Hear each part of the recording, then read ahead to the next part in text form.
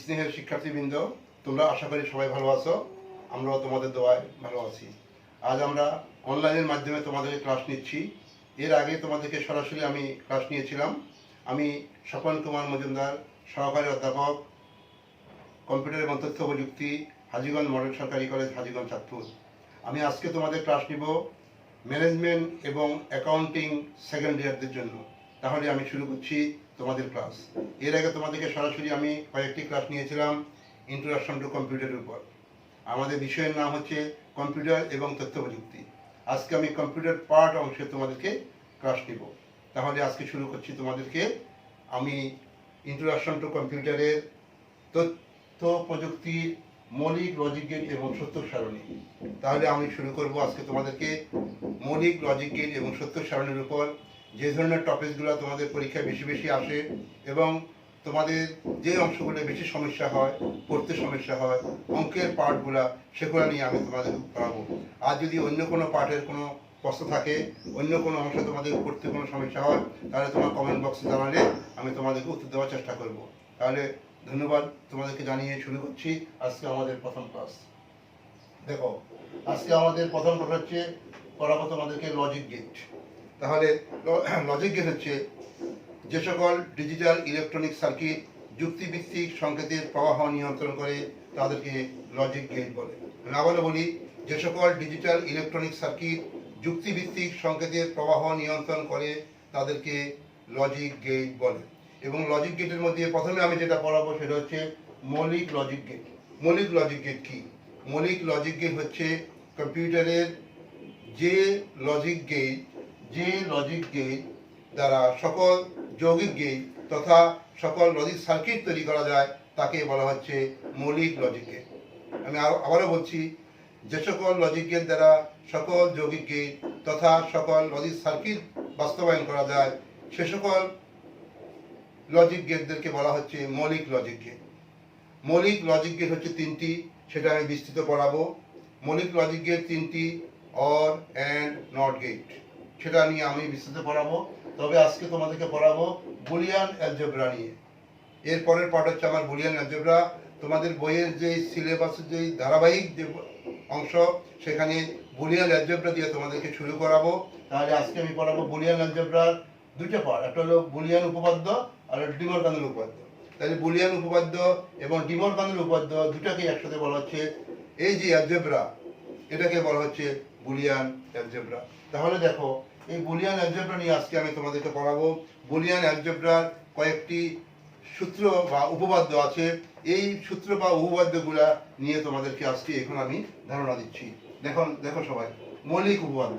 তাহলে বুলিয়ান অ্যালজেব্রার প্রথম সূত্র হচ্ছে মৌলিক উপপাদ্য। তাহলে মৌলিক উপপাদ্য আমি এখানে তোমাদেরকে 5টি সূত্র লিখিয়েছি।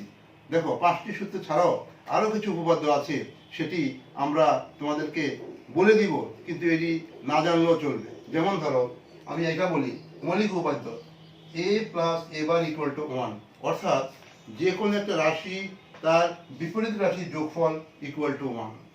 যে কোনো একটা রাশি প্লাস তার বিপরীত রাশি ইকুয়াল টু 1। তাহলে a প্লাস a বার 1, তাহলে b plus b bar 1, x plus x bar equal to 1। এমনকি ab প্লাস ab বার সেটাও 1। যেমন ধরো, আমি যদি বলি 1 নম্বর সূত্র ab প্লাস ab বার, তাও কিন্তু 1। এই 1 নম্বর সূত্র অনুযায়ী আমি বলতে পারি ab প্লাস ab বার, তাও কিন্তু 1। 2 নম্বর দেখো, a dot a bar equal to 0। তাহলে a ডট a বার 0, যে কোনো একটি রাশি এবং তার বিপরীত রাশির গুণফল ইকুয়াল টু 0। এখন আমি যদি বলি ab dot ab bar equal to 0, যে কোনো রাশির সাথে তার বিপরীত রাশি গুণ করলে 0, যোগ করলে 1। এই কথা মনে রাখবা। তাহলে মনে রাখার নিয়ম কি? যে কোনো রাশি তার বিপরীত রাশির যোগফল ইকুয়াল টু 1, যে কোনো রাশি তার বিপরীত রাশির গুণফল ইকুয়াল টু 0। তাহলে গেল 1 নম্বর এবং 2 নম্বর। 3 নম্বর দেখো, যে কোনো 2 বা ততোধিক রাশির একই রাশির 2 বা ততোধিক রাশির যোগফল ইকুয়াল টু ওই সেই রাশিটা হবে। তার মানে a plus a bar equal to a plus a equal to a, b plus b equal two b, ab plus ab equal to ab। Same রাশি যদি আমি যোগ করি তাহলে একটা রাশি তার মান ইকুয়াল টু একটা রাশি। তাহলে A dot A bar equal to A. তাহলে সেম দুটা রাশি গুণ করলে সেটা হবে একটা ওই একটা রাশি। আবার দেখো ওয়ানের সাথে যে কোনো রাশি যোগ করলে ওয়ান, ওয়ানের সাথে যে কোনো রাশি যোগ করলে, আমি এখানে যদি বলি ওয়ান প্লাস এ বি, তাও কিন্তু ওয়ান। যে ওয়ানের সাথে যে কোনো রাশি যোগ করলে তার মান হবে ওয়ান। এগুলো হচ্ছে মৌলিক উপপাদ্য। আরও কিছু মৌলিক উপপাদ্য আছে, সেটা আমি তোমাদেরকে এখন দেখাচ্ছি। এটা আমাদের না জানলেও হবে। যেমন ধরো আমি তোমাদেরকে যদি বলি যে আরও কিছু উপপাদ্য আছে, সেটা আমি এখন লিখলাম না, না লিখলেও তোমরা এটা লেখার দরকার নাই। যেমন ধরো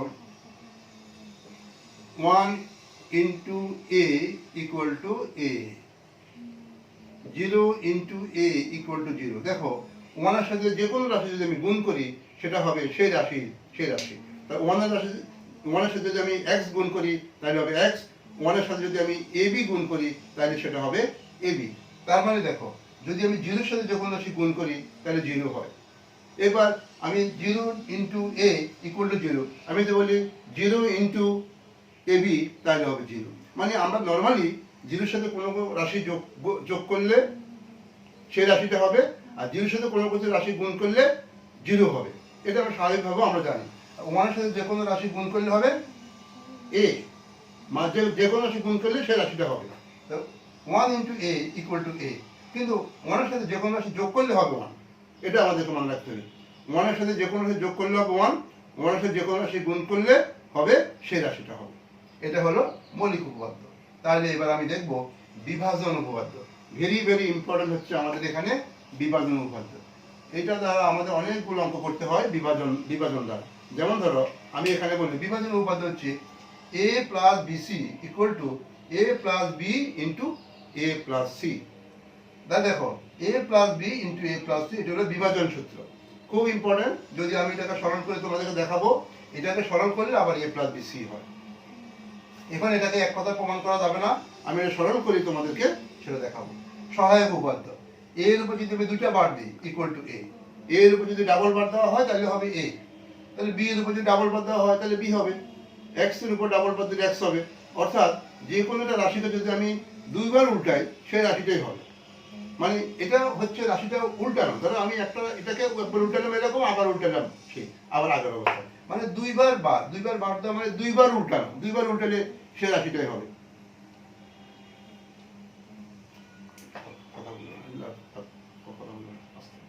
দেখো আমরা এখন সহায়ক। আচ্ছা তাহলে দেখো আমরা যেটা বলছিলাম সহায়ক উপপাদ্য, যে কোনো রাশির উপর দুইটা বার দিলে হবে সেই রাশিটাই। এখন এটাকে আমি বলছিলাম যে দুইবার উল্টানো, আসলে দুইবার উল্টানো না, আসলে ব্যাপারটা হচ্ছে এরকম, আমরা যে কোনো একটা রাশির মান হয় 0 হবে বা 1 হবে, আমরা কিন্তু মানগুলো ধরে কিন্তু কাজটা করব। যেমন 0-র বার হচ্ছে 1, 1-এর বার হচ্ছে 0, মানে 0-কে উল্টালে হবে 1, 1-কে উল্টালে হবে 0। আমরা কিন্তু 0 এবং 1 দ্বারা সবকিছু প্রমাণ করব। আমরা জানি বাইনারিতে 0 এবং 1 আমরা কাজ করেছিলাম, বাইনারি ক্ষেত্রে আমরা দেখেছি 0 এবং 1 ব্যবহার করা হয়। ঠিক এখানে এর মান 0 ধরলে তার বার হবে 1, এর মান 1 ধরলে তার বার হবে 0। জাস্ট এটাই, a plus ab equal to a, এটাকে সরল করলে a হবে। কিভাবে হবে আমি একটু পরে দেখাবো। a plus ab equal to a। তারপর দেখো ডি মরগানের সূত্র, ভেরি ভেরি ইম্পর্টেন্ট আরেকটা সূত্র আমাদের এখানে আজকে আমরা পাবো। এটা হলো ডি মরগানের সূত্র, এটা ভেরি ভেরি ইম্পর্টেন্ট সূত্র। দেখো এটা আর এই বিভাজন সূত্র। ডি মরগানের সূত্র কি বলে? ডি মরগান সূত্র দুটো, এটা আমাদের সায়েন্সের ম্যাথের ক্ষেত্রে প্রয়োজন হয়, আবার তোমাদের এখানেও খুব ইম্পর্টেন্ট একটা সূত্র। a plus B whole bar equal to a bar into B bar, আর a dot B whole bar equal to a bar plus B bar. এটাকে মনে রাখার নিয়ম কি? প্লাসটা হয়ে যাবে ইন্টু, হোল বারটা ভেঙে যাবে, গুণটা হয়ে যাবে যোগ, হোল বারটা ভেঙে যাবে। জাস্ট এটা মনে রাখার নিয়ম হচ্ছে এটা, a plus B whole bar equal to a bar into B bar, a into whole bar equal to a bar plus B bar. তাহলে ডি মরগানের সূত্র এটা। তাহলে আমরা এবার দেখবো এটা দ্বারা ছোট ছোট সরল করে দেখবো এটা হয় কিনা। প্রথম আমরা যে কাজ করবো সেটা হচ্ছে সূত্রগুলো প্রমাণ করা শিখবো। তাহলে সূত্রগুলো আমি প্রমাণ করা এখন দেখাবো, এখানে প্রমাণ হয় কিনা আমরা একটু দেখে নিচ্ছি। আচ্ছা এবার আমরা প্রমাণ করা দেখবো। যেমন ধরো a plus a bar equal to 1, আমরা এবার এটাকে প্রমাণ করা দেখবো। প্রমাণ করো যে a plus a bar equal to 1। আমরা এটা প্রমাণ করে দেখবো a plus a bar equal to 1 কি হবে এটা 1 হয়। আমরা এটা যদি আমরা টেবিল করি একটা ছক যদি তৈরি করি তাহলে দেখো সবাই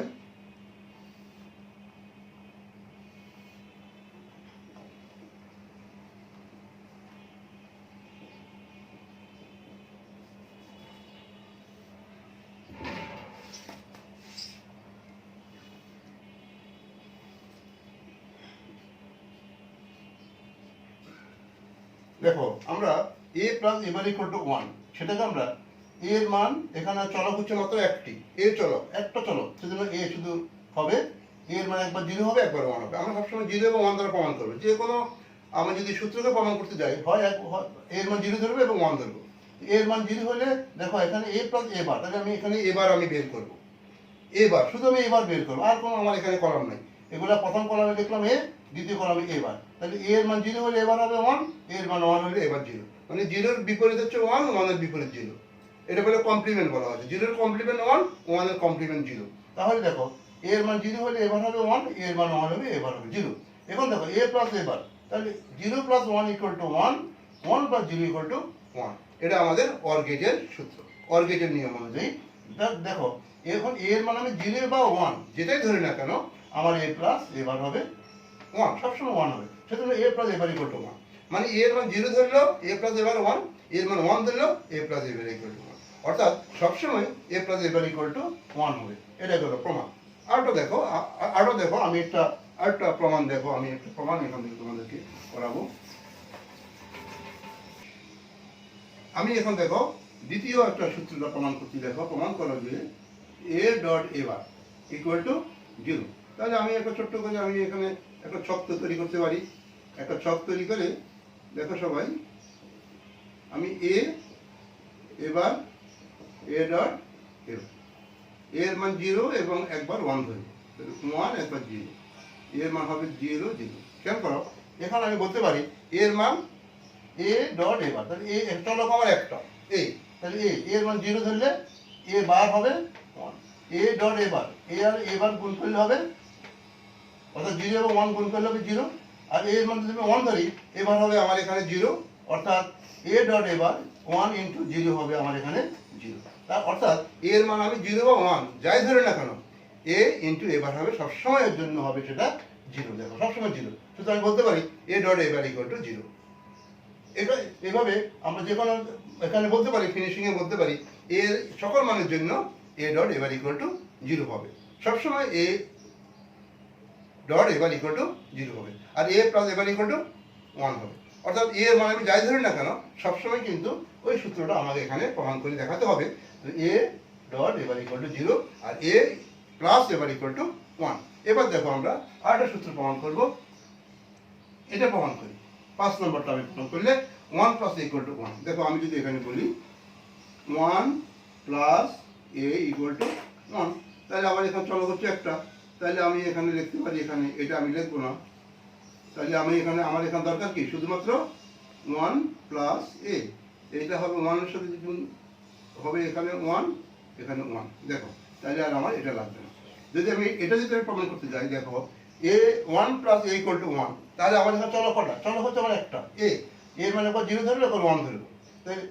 এখন 1 এর সাথে যদি আমি 0 যোগ করি 1 এর সাথে যদি আমি 0 যোগ করি তাহলে হবে 1 প্লাস 0 ইকুয়াল টু 1 আর a এর মানে যদি 1 ধরি 1 প্লাস 1 ইকুয়াল টু 1 এটা আমাদের এখানে অর গেটের নিয়ম তো সবসময়ের জন্য এটা 1 হবে সেজন্য 1 প্লাস a ইকুয়াল টু সবসময়ের জন্য হবে 1 তাহলে দেখো এটা আমাদের এখান থেকে গেল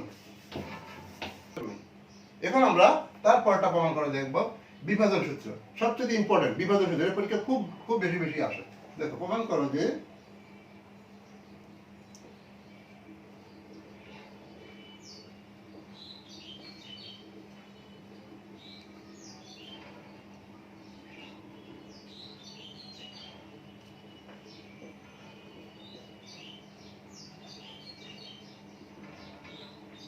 আটকাবে না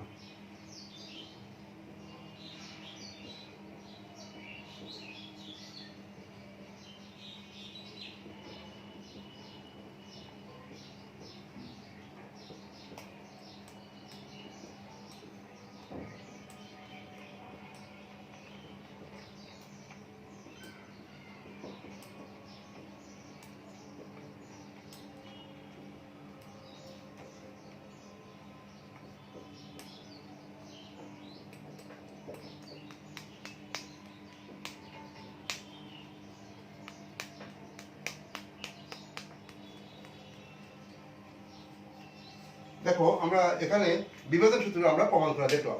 কিভাবে প্রমাণ করলাম দেখো, আমার বিভাজন সূত্র রাইট সাইড আমি লিখলাম a plus B into a plus C. এখন আমি এ দিয়ে দুটাকে আমি যদি এখানে গুণ করি তাহলে কি হবে, এ দিয়ে যদি এটা গুণ করি তাহলে এ প্লাস এ সি, বি দিয়ে গুণ করলে B A plus BC, B A plus BC, মাঝখানে হবে আমার এখানে হবে প্লাস। এরপর দেখো দুটো এ আমি যদি গুণ করি তাহলে হবে এ, এটা কোন সূত্র দেখো, A into A equal to এ, এখানে লিখলাম এ প্লাস এসি যা তাই লিখলাম। এখন বি এ সমান সমান এ বি, বি এ সমান এ বি, এটা বলে বিনিময় সূত্র, A plus B equal to B plus A, আবার B plus A equal to A plus B. ঠিক একই রকম দেখো A B equal to B A equal to A B, এটা বলে বিনিময় সূত্র। এখানে আমাদের আরেকটা সূত্র বিনিময় সূত্র, আমরা তো লিখিনি কারণ এটা আমরা সবাই মোটামুটি জানি, তোমার বই থেকে দেখবা A B equal to B A, সুতরাং আমি এখানে লিখলাম B A equal to A B. এবার এ প্লাস এ সি, এখানে যদি আমি এ কমন নিই তাহলে হবে one plus C, one plus C equal to দেখো এখানে one, one plus C equal to এটাও মৌলিক সূত্র, one plus A equal to one, তাহলে one plus C equal to one হবে। তাই দেখো one plus C equal to one লিখলাম, plus A B plus B C. এখন দেখো এখানে যদি আমি আবার এ কমন নিই তাহলে কি হবে, one plus B plus B C, one plus B equal to one, তাহলে A into one plus B C, A into one মানে এ প্লাস বি সি সমান সমান আমার লেফট হ্যান্ড সাইড প্রুফ। তাহলে বিনিময় সূত্র আমি দেখলাম কিভাবে সেটাকে প্রমাণ করে। তাহলে তোমরা আশা করি এটা বুঝতে পারছো, তোমরা এটা সবাই দেখে নিবা। এর পরের সূত্রে আমি চলে যাচ্ছি।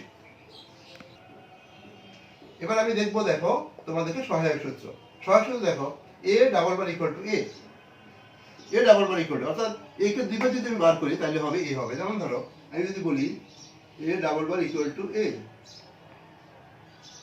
অর্থাৎ এ যদি ইকুয়াল টু জিরো ধরি তাহলে এ বার ইকুয়াল টু হবে ওয়ান। আবার আমি দেখো এর উপর দুটো বাদ দিলে তারপরে ওয়ান বাদ দিলে ইকুয়াল টু হবে zero. A double bar equal to A, দুইবার আমি যদি বার দিই, আবার দেখো এটার উপর যদি আমি আবার বার দিই এ ডাবল বার মানে ওয়ান বার ইকুয়াল জিরো, তার মানে দেখো এর মানে যদি জিরো হয় তাহলে এ double bar equal to zero হবে। এটা হলো প্রমাণ। এ double bar equal to A double বারের মান যা হবে এর মানও তাই, তাহলে এর মান ছিল জিরো, তাহলে এ double bar equal to zero. এখন দেখো আমি যদি এর মান ইকুয়াল টু ওয়ান ধরি তাহলে এর উপর একটা বাদ দিলে হবে ওয়ান বার ইকুয়াল টু কত, জিরো। এখন দেখো এ ডাবল বার মানে জিরো বার মানে ওয়ান, তাহলে এর মান যদি ওয়ান হয় এ double bar equal to one হবে। এটাকে বলা হচ্ছে সহায়ক সূত্র। আমি আরেকটা সহায়ক সূত্র প্রমাণ করে দেখাবো। দেখো A plus A B equal to A plus A B. সহায়ক সূত্র হচ্ছে, আমি একটু স্মরণ করবো, এক লাখ স্মরণ করলে সেটা মিলে যাবে। দেখো সবাই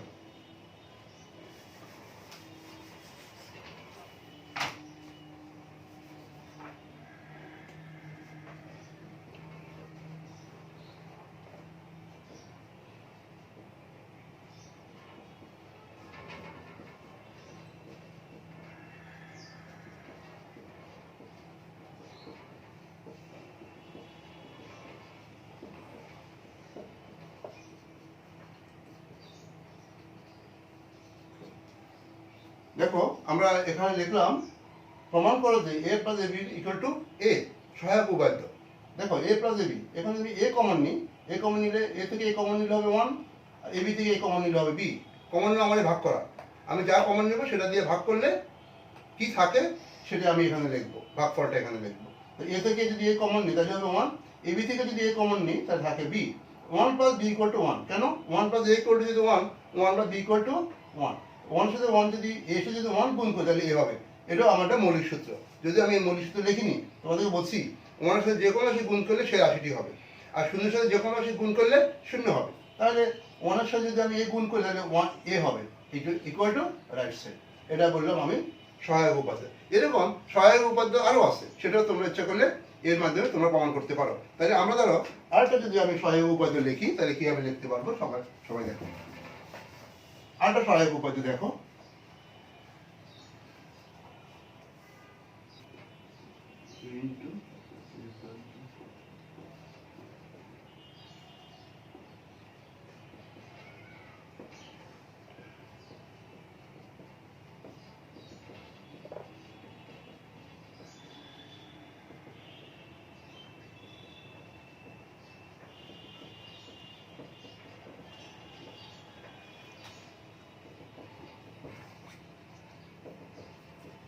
দেখো সহায়ক এরকম অনেক সহজ উপাদ্য আছে, মানে অঙ্কটা করলে অ্যান্সারটা কি হবে সেটা হচ্ছে একটা উপাদ্য। যেমন আমি যদি বলি a into a plus B equal to a প্রমাণ করো, তাহলে আমি লেফট হ্যান্ড সাইড লিখলাম।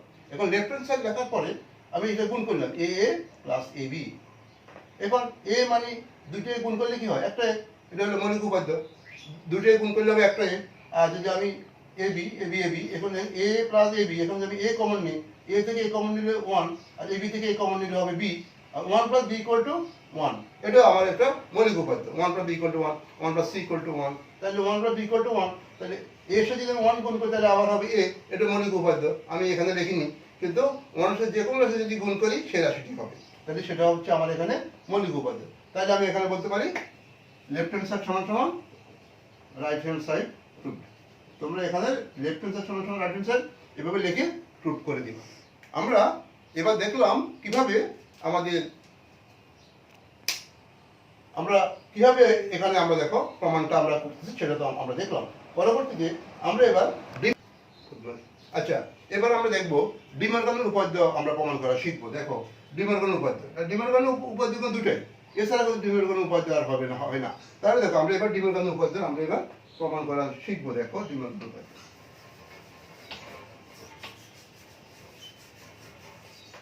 আর ডিমর্গানের উপাদ্য এটা ডিমর্গানের উপাদ্য দুই চলকের জন্য, এরকম তিন চলক হতে পারে। তোমাদের বই তিন চলক আছে, আমরা এবার দুই চলক মানে এ বি, অন্য কোনো কিন্তু রাশি নেই, দুটো চলক মানে এ বি। তো আমরা দুই চলকের জন্য ডিমর্গানের উপাদ্য আমরা লিখতেছি। প্রমাণ করো যে দেখো A plus B whole bar equal to A bar into B bar. তাহলে আমরা এখানে একটা টেবিল করে নিচ্ছি। দেখো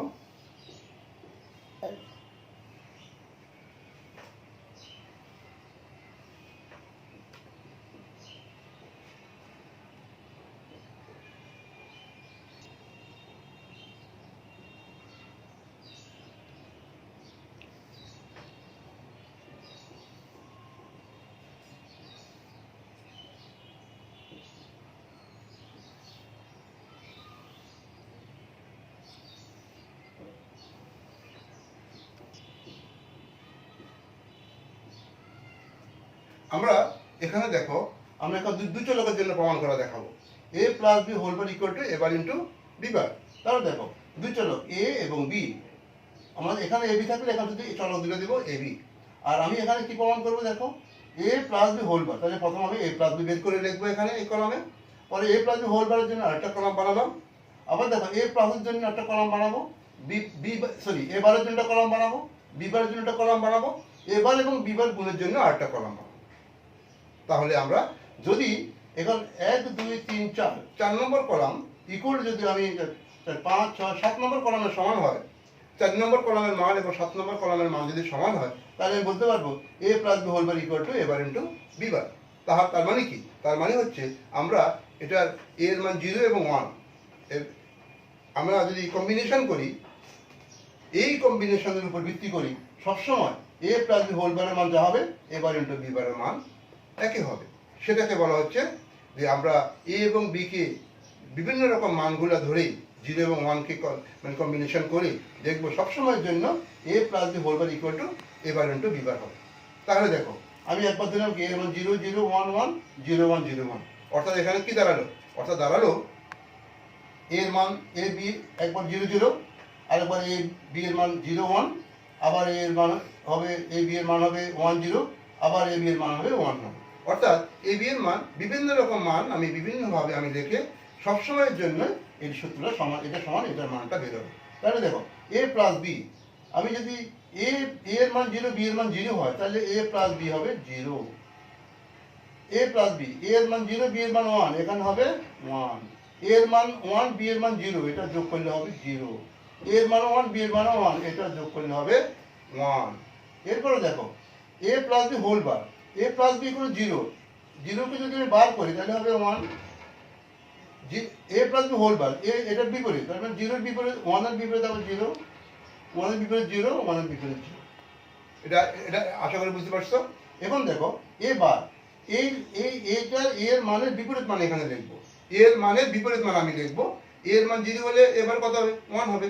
আর এর মান 1 হলে এবার হবে 0, এর মান 1 হলে এবার হবে 0, আর এর মান 0 হলে এবার হবে 1।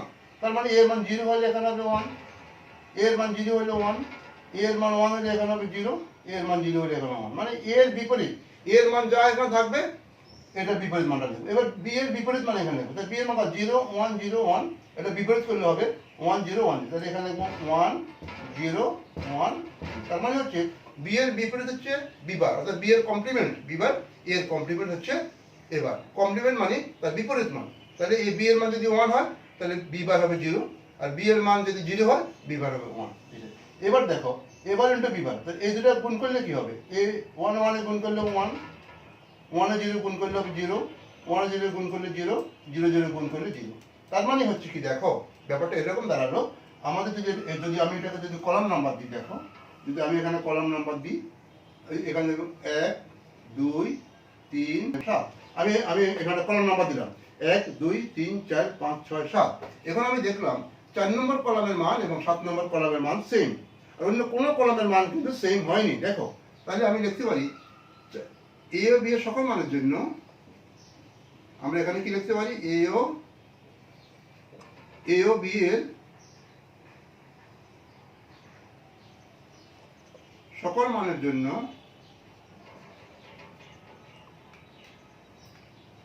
কলাম 4 ইকুয়াল টু কলাম 7, অর্থাৎ A plus B whole bar equal to A bar into B bar. প্রমাণিত। খেয়াল করো আমরা এখানে একটা এই দেখলাম কলাম নাম্বার, এটা column number 1, column number 2 3 4 5 6 7, column number 4 মানে এ প্লাস বি হোল বারের যে মান আমি পেলাম 7 নম্বর কলাম এবার ইন্টু বি বারের মানটাও সেম পেলাম। অর্থাৎ আমি লিখলাম এ ও বি এর সকল মান হচ্ছে, সকল মান মানে কি, এ বি একবার 0 0 0 1 1 0 1 1, এ বি এর সকল মান আমি চেঞ্জ করলে দেখলাম এ বি এর সকল মানের জন্য কলাম 4 এর মান যা মান column 4 equal to column 7, column 4 এর যে মান কলাম 7 হলো সেই মান। অর্থাৎ কলাম 4 ইকুয়াল টু কলাম 7, অর্থাৎ কলাম 4 মানে কি A plus B whole bar, এবং column 7 equal to A bar into B bar. অর্থাৎ ডিমলগানের প্রথম সূত্রে প্রমাণিত হলো। কয় চলকের জন্য? 2 চলকের জন্য। এবার আমরা দ্বিতীয় সূত্র প্রমাণ করব ডিমলগানের মানে দ্বিতীয় সূত্র। দেখো খেয়াল করো, দ্বিতীয় এ ইন্টু বি হোল বার সমান সমান এ বার প্লাস বি বার। তাহলে আমরা শুধু এখানে শুধু মানটাকে চেঞ্জ করে দিব। খেয়াল করো A into B whole bar, তাহলে এ ইন্টু বি যদি হোল বার হয় তাহলে আমি এখানে লিখবো A into B whole bar equal to A bar plus B bar. দেখো A into B whole bar equal to A bar plus B bar, মানে ডিমলগানের দ্বিতীয় সূত্রটা আমি এবার প্রমাণ করে দেখাবো। তাহলে দেখো এখানে কি এ ইন্টু বি হোল বার, এখানে দিব প্লাসের জায়গায় ইন্টু দিব, আর এখানে ইন্টু জায়গায় প্লাস দিব। তাহলে আমরা এখানে মানটাকে চেঞ্জ করবো। দেখো খেয়াল করো, শুধু এই মানটা চেঞ্জ হবে, বাকি সকল মান কিন্তু আমার এ এবং বি এর সকল মান কিন্তু আমার সেম থাকবে।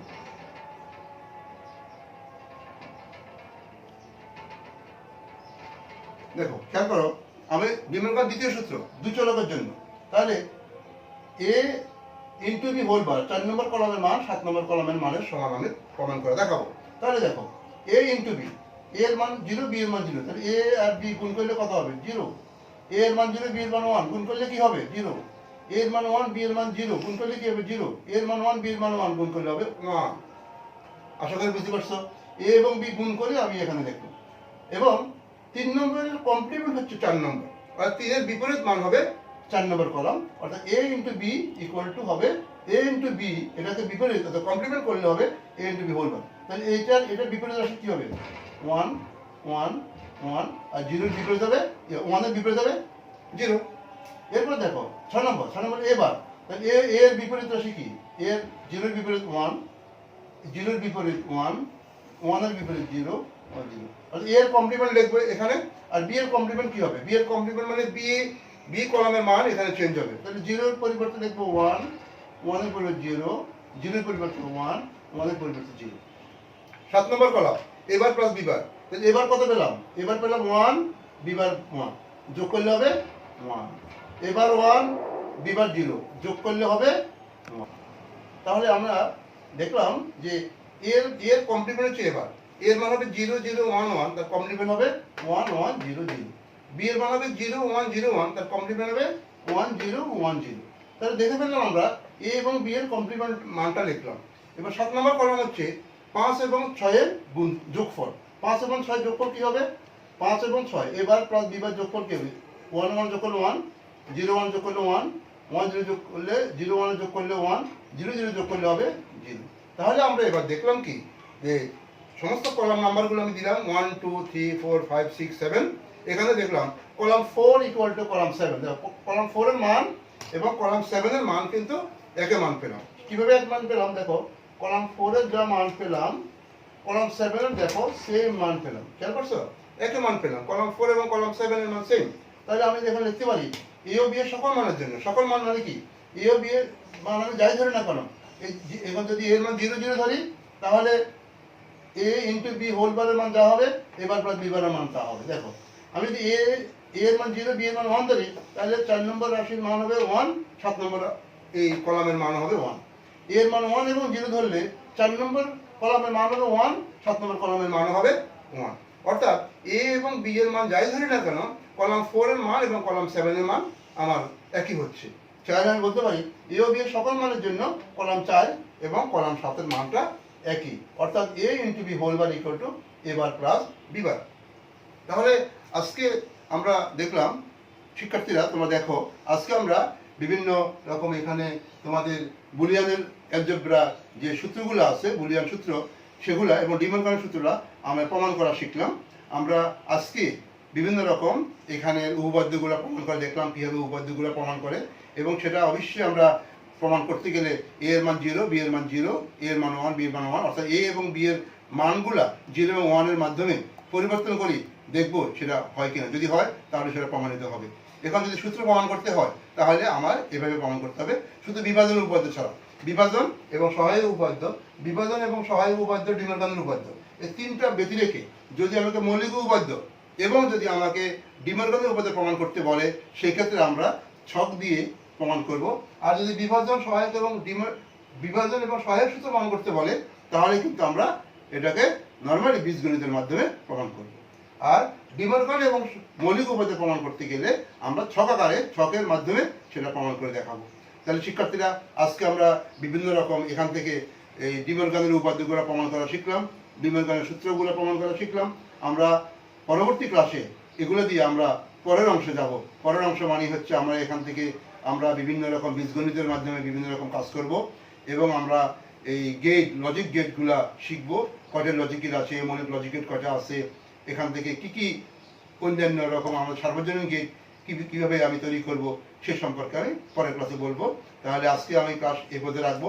আর সবাই ভালো থাকবা, সবাই আমার জন্য আশীর্বাদ এবং দোয়া করবা, আমরা তোমার জন্য আশীর্বাদ এবং দোয়া করি। তাহলে সবাইকে ধন্যবাদ জানিয়ে ক্লাস শেষ করে ধন্যবাদ সবাইকে।